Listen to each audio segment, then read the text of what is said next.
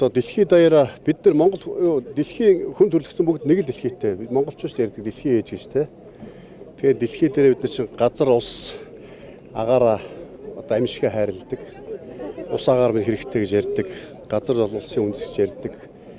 Ийм одоо хүн төрөлхтнөрөө санаа зовж байгаа. Энэ асуудлыг дэлхийн нийтийн анхааралд авцарч тэр дундаас Монгол улс одоо энэ КОП 17 зохион байгуулагдаж яаж одоо байгаль дэлхийг хамгаалах уу, усаа гамнах уу, усны нөөцийг нэмэгдүүлэх үү, энэ газрын доройтол, цөлжилт, бэлчээрийн хомсдолтой яаж тэмцэх үү гэдэг асуудлыг дэлхийд даяараас чуулж байгаа нь үнэхээр ач холбогдолтой болж байна. Монголчууд ч гэсэн одоо эрт дээр үеэсээ газар нутгийг хамгаалжсэн байгаль дэлхийд зөв харьцаж байсан юм уламжлалтай ард түмэн. Энэ уламжлал маань ч цэцүүгээр дамж сэргэж байгаа байх. Өнөөдрөөс Монгол улсын ерөнхийлөгч тэр модны одоо төсөл санаачилж мод тарих одоо хөдөлгөөн дэлхийд Монгол улс даяараас өрнөдөг боллоо.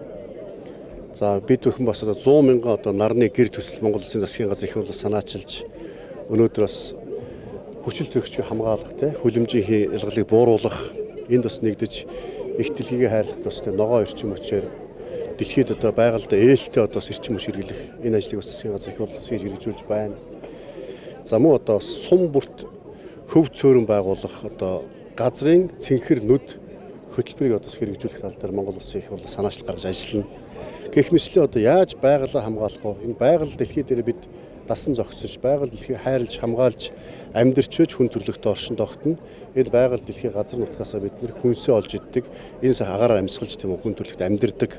Тийм болохоор энийг бий болгоход одоо маш чухал ажил багталтай. Дэлхийн анхаарлыг Монгол улсад авчирсан.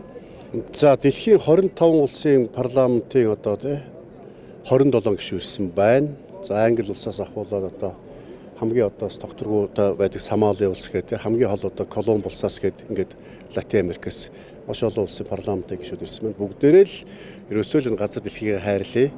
Яаж тэн цөлжилтөө тэмцэх үү? Яаж одоо бэлчээрийн доройтлыг багасгах уу? Яаж усныхаа нөөцийг нэмэгдүүлэх үү? Энэ усны хомсдлоос гарах уу гэдэг асуудлыг их ярьж байна. Ялангуяа Африкийн улсууд үнэхээр одоо усыг бол одоо бид нар усыг чанарыг монголчууд эртний үеэс ярьдаг. Гэтэл одоо тэр ус үнэхээр одоо олдохгүй. Ийм улс орнууд одоо бүгд л зовлонгоо ярьж байна. Эндээс одоо хамгийн гол нь амлаад худлаа хоосон хуралдаад өнгөрдөг биш. Бодит биелэлт хэрэгтэй байна. Бодит үрдүн гарах хэрэгтэй байна. Амлалтаас одоо биелэлт амлалтыг одоо үрдүн болгоё гэдэг сэдвээр олон одоо хурлуу зохион байгуулж байна. Үрдүн гарахгүй байна. Үрдүн гаргая гэдэг сэдвээр бас өнөөдөр дэлхийн Монгол улс улсын парламентын гишүүд маань чуулга уулзалтаа хийж байна.